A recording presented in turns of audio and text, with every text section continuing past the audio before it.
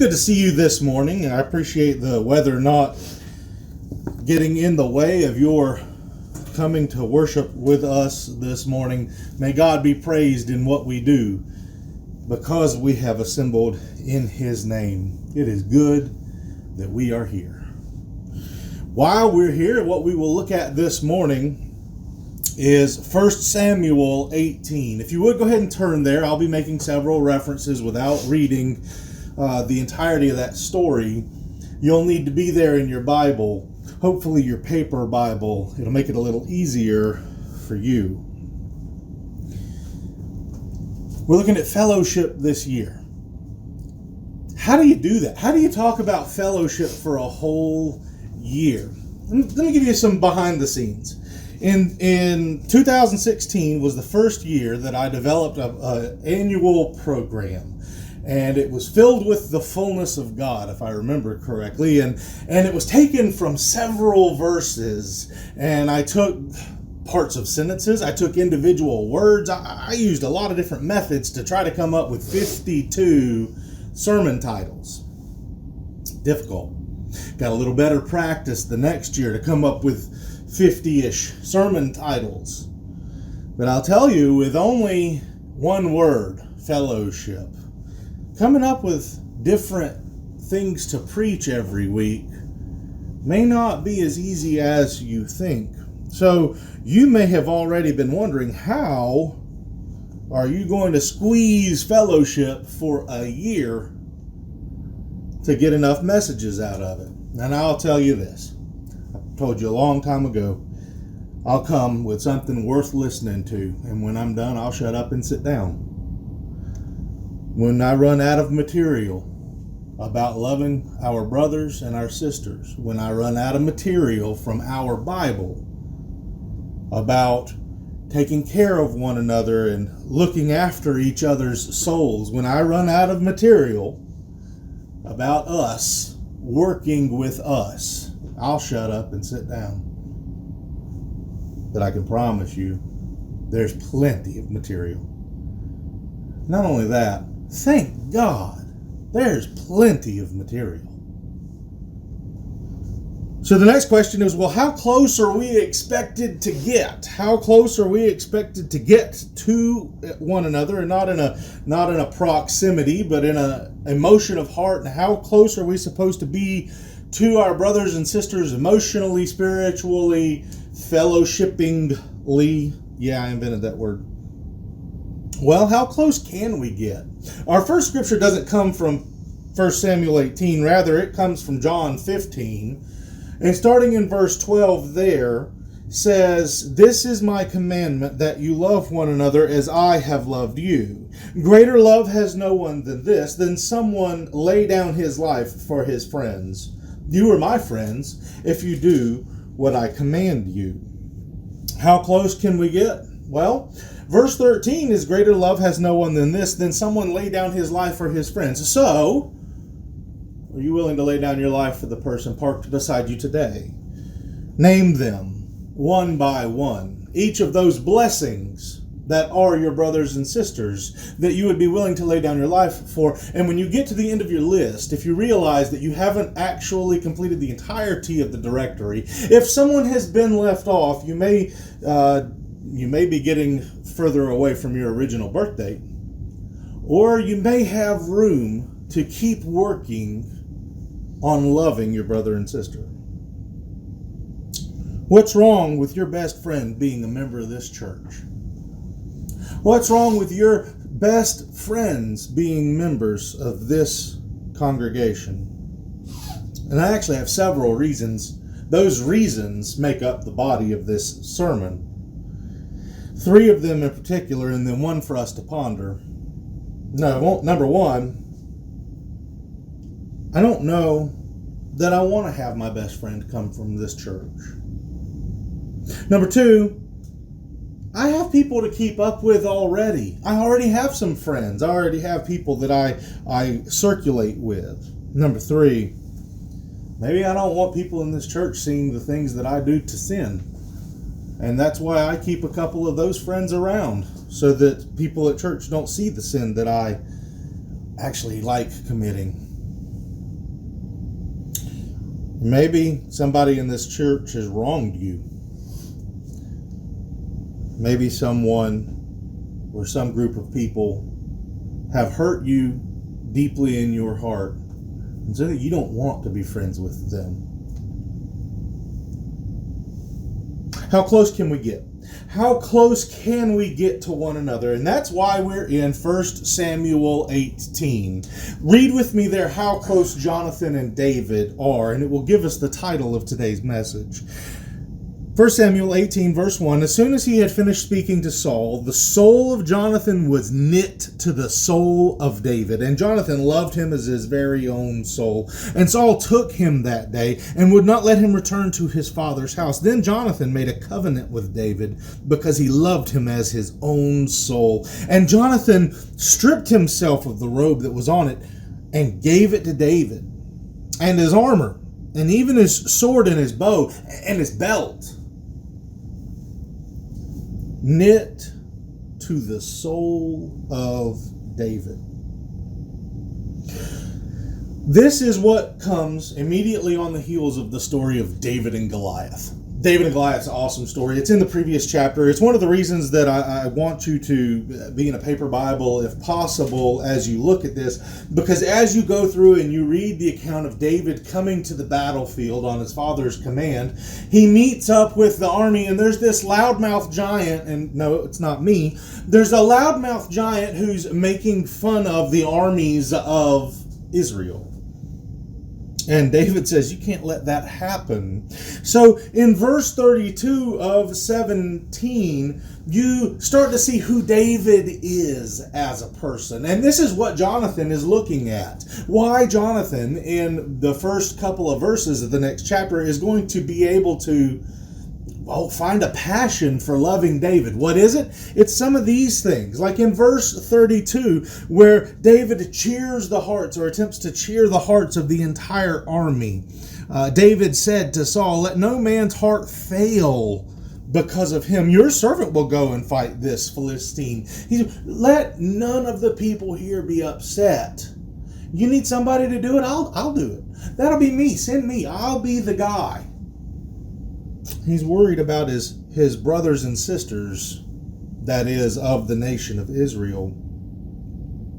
He is a champion for God. He shows his piety in verse 36 and saying that the reason that I'll go out and fight is because I love God. And because God's not going to let me fall, because you can't let that guy talk about my God like that. Your God like that. You can't let him get away with this. And so you see the piety in verse 36. So they start fitting him for battle.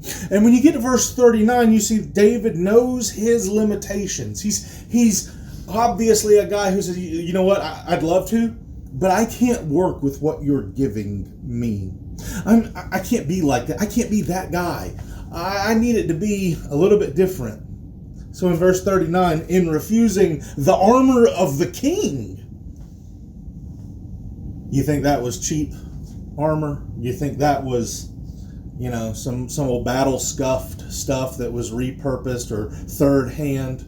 Did he go down to his local, yea, verily, Goodwill and pick up said armor? This is the armor of the king. I would venture to say, and this is pure speculation, but there's no better armor in the entirety of the nation. Nah, that don't work for me. I can't work with that. But I'll tell you what I can do. I'll use what I can. I'll use what I know. And I'll still win. So in the next verse, he picks his battle array. He picks his choice for how he will be God's champion. And then he says, it's not because of me. In verse 45 and 46, we're going to read some of the most beautiful words in the Bible. David said to the Philistine, you come at me with sword and a spear and with a javelin, but I come to you in the name of the Lord of hosts, the God of the armies of Israel, whom you have defied. This day the Lord will deliver you into my hand, and I will strike you down and cut off your head. I will give your dead bodies to the hosts, and I will give the dead bodies of the hosts of the Philistines this day to the birds of the air and to the wild beasts of the earth, that all the earth may know that there is a God in Israel. It's an inspiring, rousing speech. It is something that the armies of Israel, as they are aligned in their battle array, can stand back there and say, yes, that's my God. You got to pay attention to that. That's my God. I'm glad he said that. I'm glad he put that out there. I'm fighting for that God. That's the reason I'm on this line today. That's the reason we're going to win. And David stands in front of this behemoth of a man and proclaims, I'll do it. I'll win because my God is with me. And it's inspiring to Jonathan.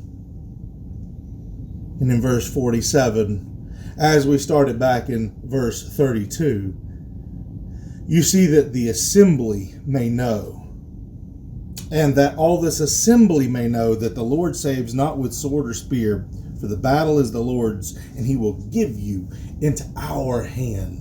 And so as David is going to win this battle, as David goes in to win this fight, he calls on his brothers and sisters to be there. He brings them in, and while this is absolutely David's victory, which is delivered to him by the hand of God over the Philistine champion and the Philistines as a people. And while this is David's victory, David calls, even before the battle, for all of his brothers to be there, for all of those who are aligned in battle array to be part of it, to be part of the victory.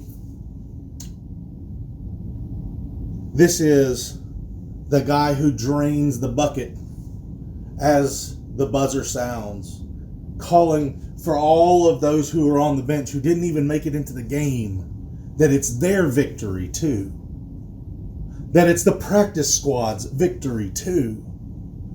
Yes, it may be me who is standing up for the battle, but it is us as a people. We will win because God is our God. This God, Lord of hosts, and he is given with his proper name here. He is our God, and so we will share in this victory. This is the kind of person that David is. This is the kind of person that Jonathan wants to be associated with. So as soon as he wins, as David wins, he cuts off the head, as the Philistines are sent and put into flight, and as the victory is in hand, David goes back and is debriefed by Saul. And in chapter 18, as soon as that's done, it reads, as soon as he had finished speaking to Saul, the soul of Jonathan was knit to the soul of David. Look around at your brothers and sisters. And brothers, especially those of you who are timid in doing things in worship. I understand, and I'm not pushing you. What I am saying in this verse, or with this set of verses, is those who are willing to step up and win the battle, those who are willing to stand up and do the work that God would have them to do, they are an inspiration. You don't have to be on key. You don't have to get every word of your prayer correct. You want to aim for those things? Absolutely. But stand up and be God's champion so that God can give the victory, so that God can give the increase. Stand up and be the inspiration that your younger brothers and that your younger sisters need you to be. Because that's how they know that they should be knit to you, that they should be looking up to you. Who are the people that inspired you? Some of you who are, we'll go with not young anymore. Who are some of the people that inspired you? Who sang that song and they did it the way you liked it? Who prayed that prayer and it was just the most beautiful thing you've ever done? Who gave that sermon and they could talk for hours and hours and you felt like you had just gotten there because it was so well put together? Who are your champions? And as we are going through on Wednesday night, who are our heroes of faith? Okay, you find them, you identify them, be one with them. Be knit to the soul. Be tied together to them. And this isn't just, and they became friends and they moved on throughout their days being friends with one another. They make a covenant. There's only a couple of types of covenant. They're always a joining of one thing with the other. And early on in the Bible, you see how covenants work, and that God and Abraham are tied together by covenant. In the book of Ruth, you see something that's read at a covenant that we would voluntarily enter into nowadays, even still. And you have a same covenant, or the same type of thing, that Jonathan and David are entering into. They're going to become so close, it's kind of like they're married. And this has nothing to do with their physical, intimate relationship that they don't have. This has to do with who they are emotionally. And so you see that this kind of relationship is available between brothers and brothers, between sisters and sisters. And so in Ruth, that example we get is Ruth saying, "Do not urge me to leave you or return from following you. For where you go, I will go. Where you lodge, I will lodge. Your people shall be my people, and your God my God. Where you die, I will die, and there I will be buried. May the Lord do so to me, and more also, if anything but death parts me from you." And a relationship like this is what Jonathan and David have, because Jonathan recognizes this is a godly man that I want to be in his company. I want to be built up by him. I want to be friends with that guy. And so they have this deep, committed, covenantal relationship. How close can we get? It is said in verse 1 and verse 3 that Jonathan loved David as his own soul. 1 Samuel 18, verse 1 and verse 3. In 1 Samuel chapter 20 and verse 17, David loved Jonathan more than his own soul and swears by his love for him. How close can we be? Find a brother or sister who loves you so much that they will trade their soul for you. Be that kind of friend to someone else. Not that we are trying to trade our souls for anyone else, and not that that's even possible, as Paul points out in Romans 9, that's not even a possibility to trade your soul for someone else, but that we can have that love where we would if it were called on us to do. The soul is what's important. The soul is what this world can't help you with. The world doesn't care about your soul. If they did, they'd be here with you this morning, helping you to worship your God in spirit and in truth. They would be here to edify and encourage you. They would be here to sing psalms and hymns and spiritual songs to build you up. They would be here telling you about the return of Jesus so that you could be encouraged by that until you see the day approach. And they're not. The people who are worried about that, the people who will encourage you in that, they are the ones who are here. They're in the car beside you. The world cannot help your soul get to heaven. They don't even care about their own. This is unequal yoking.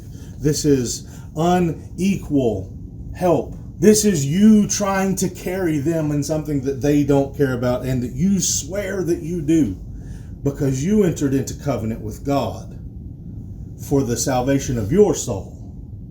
And if it does bother you, if it is important to you, if your salvation matters, then you're taking people with you. How close can we get?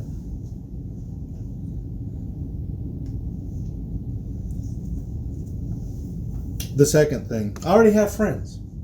So the second objection. And the second and the third are much quicker or shorter than the other.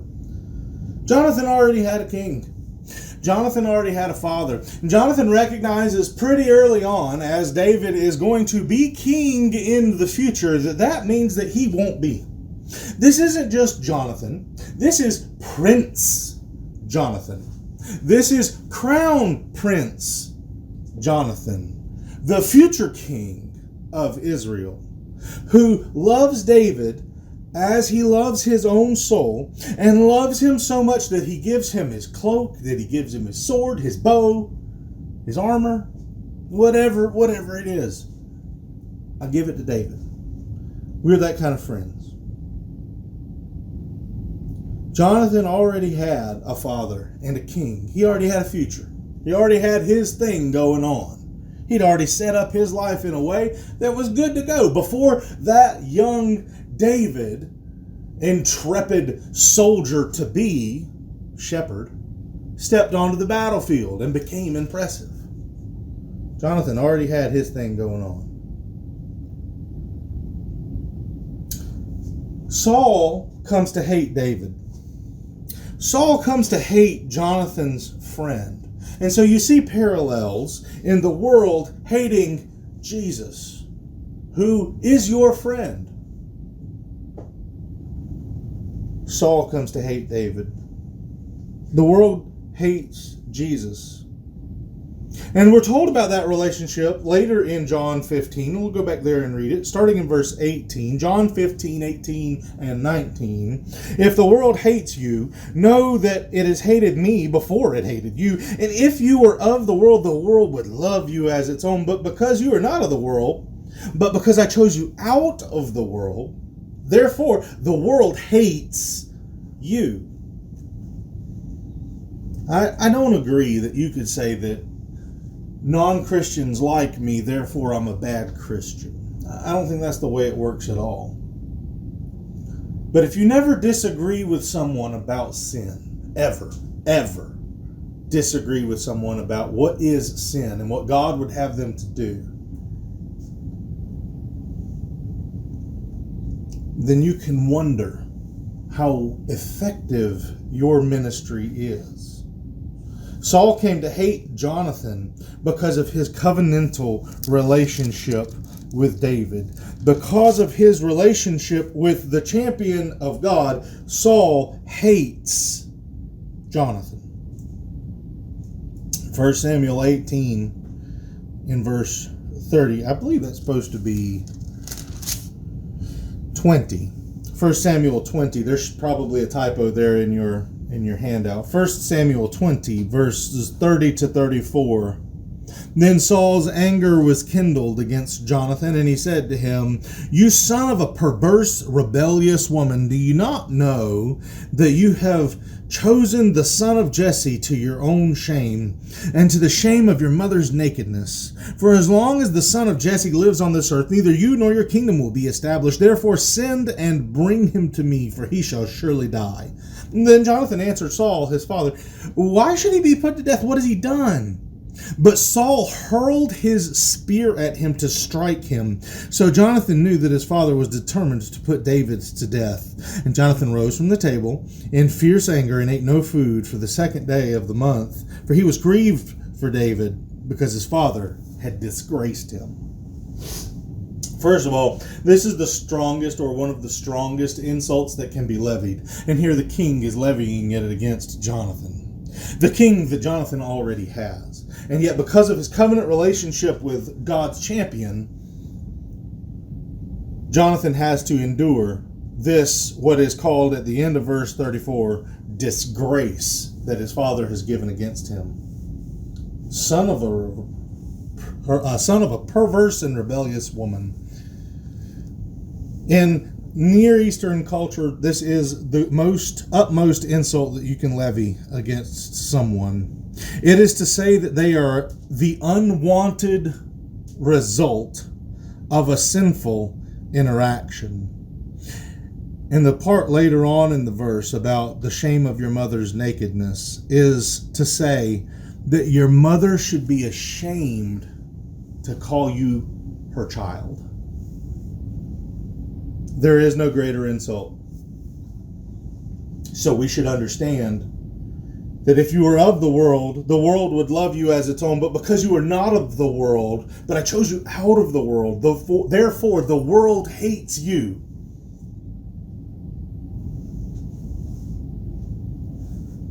How close are we?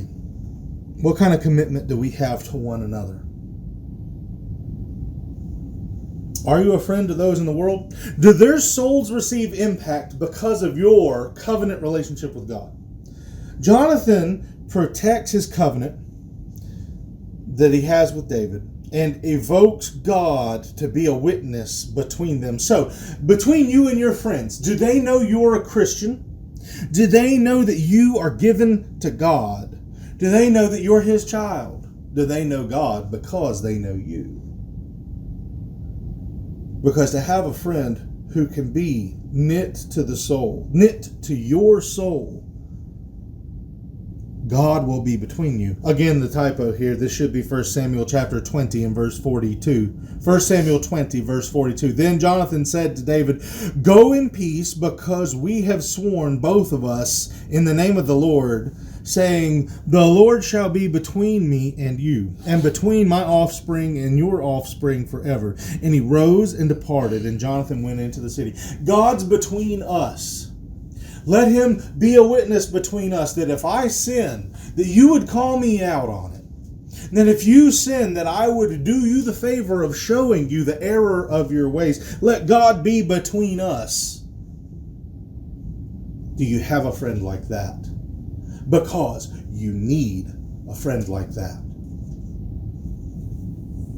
And if you don't have a friend like that among God's children, this congregation or another, you need to get one. You need to get someone knit to your soul that you can say, hey, I've sinned against God and man, and I need prayer. I need help. I need strength. I need someone to help me bear the burdens of the day. And yet, so often we choose our friends, especially those of us of the church, we would choose friends to keep around in case we want to blow off some steam, in case we want to go paint the town red, or pick your colloquialism for getting wild. I keep a friend around so that I can sin the way I want to sin when I want to sin, and I'll associate with my brothers and sisters on a different day. Because tonight, well, I'll pray for forgiveness tomorrow.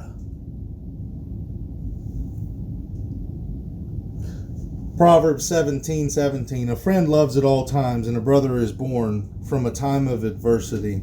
The times that you need to blow off steam are actually times that you need to call on God to help you with that steam. It is the times that you could be growing the most as a Christian. So Proverbs 27 verse 9, perfume and incense bring joy to the heart, but the pleasantness of a friend springs from their heartfelt advice.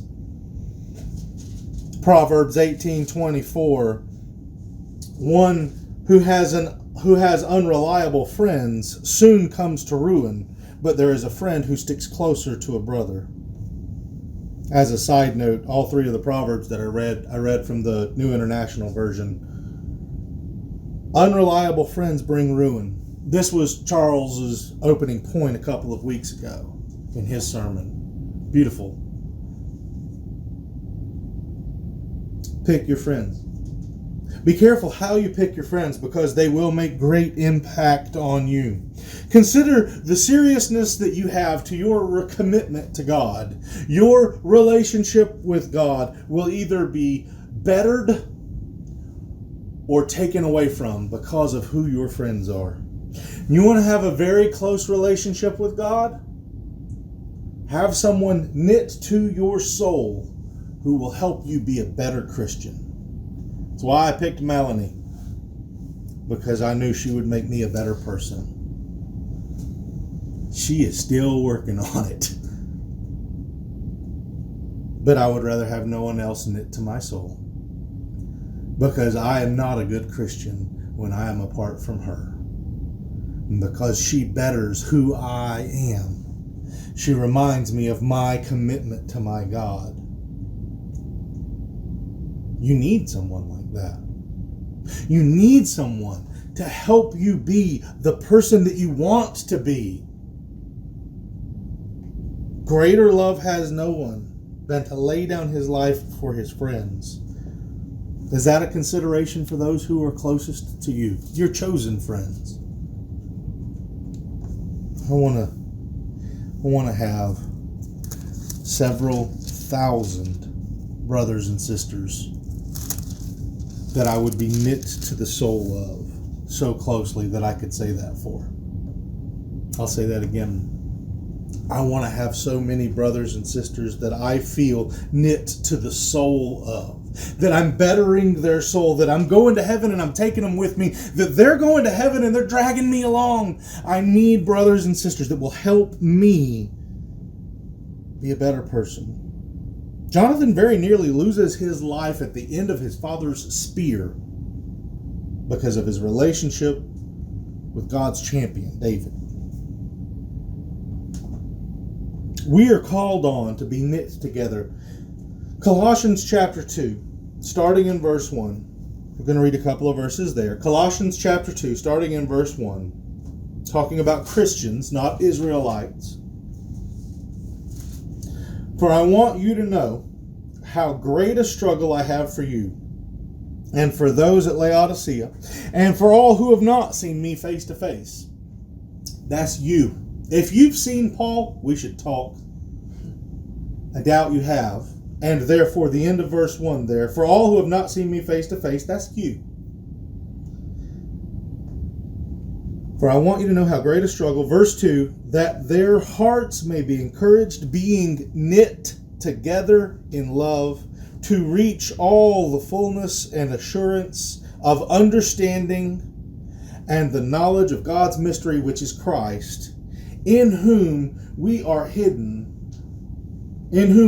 all the treasures of wisdom and knowledge. What does this say? This says, if you want to know the greatest things that you can know about God, about His Son Christ, Jesus the Christ, if you want to know the best things that you could possibly know, if you want your life to reach a fullness that it can only know, then you have to do it like this. You have to do it with your hearts encouraged by your brothers and sisters. You have to do it being knit together with them. And in that way, reach all the riches of full assurance and understanding and the knowledge of God's mystery, which is Christ. There are things that you cannot know if you do not have this kind of relationship with a brother, with a sister, with 5 brothers and sisters. There are things that you're missing out on if your best friend is not your brother or your sister. That means you got to give up on the other things, though. That means you got to give up on that friend that you enjoy sinning with. Not give up on their soul, but that your relationship would change with them. That you give up that relationship of, I enjoy having them around so that I can sin with them. That you would be okay with changing the relationship that you've had with that high school friend or that elementary school friend that you've always had, that you've always been around. That you would be okay finding one of God's champions, one hero of faith, and sticking to them closer than any other. That knitting your soul to them. And so, you know how much I like to quote movies. I'll quote Men in Black. The question is it worth it? The answer is, it's worth it if you're strong enough. It's worth it if you're strong enough. Increasing the relationships that you have with your brethren will help you to reach a level of faith otherwise unattainable. One of the scriptures that I read earlier, Proverbs 18:24. The one who has unreliable friends soon comes to ruin, but there is a friend who sticks closer than a brother. The one who sticks closer than a brother is God.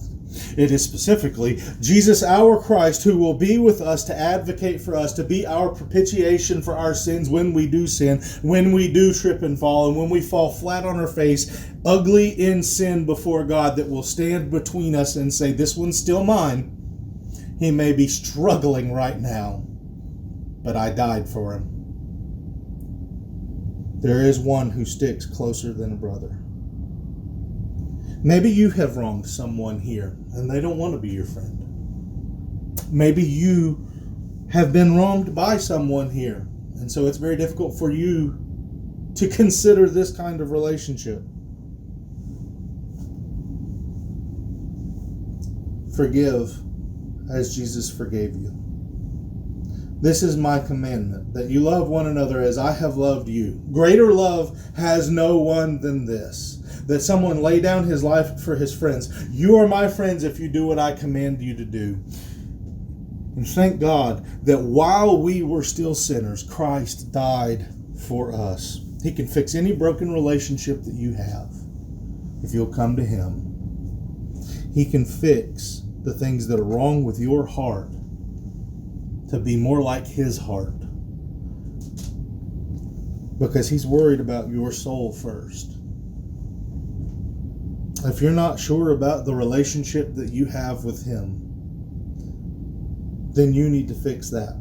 If you're not sure about the relationship you have with the one who came and lived on this earth so that He could die for the salvation of your soul, if you don't know about that, don't leave here today without fixing it, without being right with Him, without knitting your soul to Him. Don't leave here today without having a friend who sticks closer than a brother. Because without Jesus, you got nothing. So start with your relationship with Him, and building it with your brothers and sisters, you will reach levels of faith that are otherwise unattainable. If you need anything to fix any relationship that you have, and you need the help of the saints of this congregation to do it, make it known before you leave.